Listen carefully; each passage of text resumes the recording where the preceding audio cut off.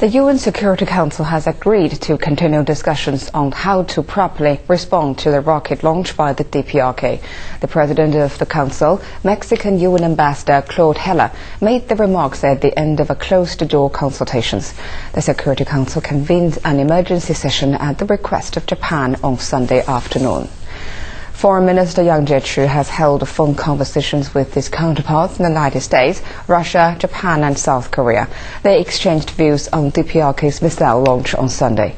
Yang Jiechi said the Chinese government is aware of Pyongyang's activity and has taken note of the response of other nations. China always supports peace and stability in the region and maintains that conflicts should be resolved by diplomatic means. Yang Jiechi said the Chinese government will continue to work for the six-party negotiation process in the aim of achieving denuclearization on the Korean Peninsula.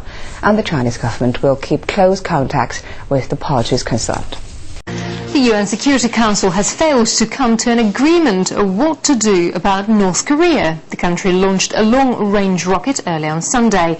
The US, European Union, Japan and South Korea are concerned it could be a cover for a missile test. Pyongyang claims the rocket delivered a communications satellite into space. Now our correspondent Marina Portnay is following the story at UN headquarters in New York and joins us now live from there now. Well, Marina, there has been no decision. What's next? Well, because there was no consensus reached after a 3-hour emergency consultation at the UN Security Council chambers, what's next will be more diplomatic effort and dialogue surrounding North Korea's missile launch. We know that in the next few days, the 5 members of the Security Council and Japan will be meeting for consultations.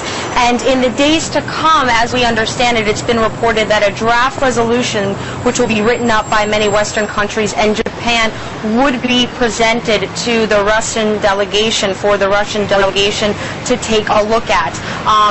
This is something that has really caught lots of attention of the international community. There were more than 20 cameras at the UN today, some 60 reporters just standing around waiting to find out what kind of agreement would be reached among the international community. And despite the 3-hour conversation, members couldn't even agree on even a presidential statement, which just means basically a statement. The text, though, could not be agreed upon. Now, there are going to be talks continuing in the next few days. Of course, the U.S. and Japan are pushing for very clear, strong, concise action against North Korea.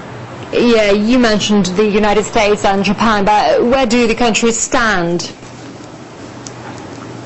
Well, according to the U.S. and the U.S. ambassador and the ambassador from Japan, they, in their view, would like a resolution to come out of the Security Council. According to the U.S., North Korea has violated a Security Council resolution that was enforced in 2006 that prevents North Korea from testing any kind of ballistic missiles. But we're not sure if it was ballistic missiles. North Korea says that the rocket launched a communication satellite into orbit, but the U.S. ambassador says that the launch itself was a violation of the resolution because ballistic missile technology was used. But Russia and China, however, are taking a little bit more of a reserved approach. They're actually saying, let's engage a little bit more diplomatically. They're asking for more data to do with the rocket launch. The rocket launch, was North Korea says, was successful.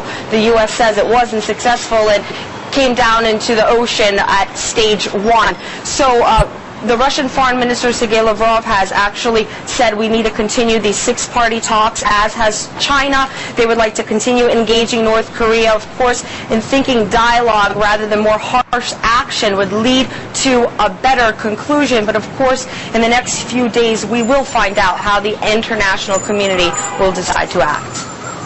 All right, Marina, thank you very much indeed for that update. Marina Portnay reporting there live from New York.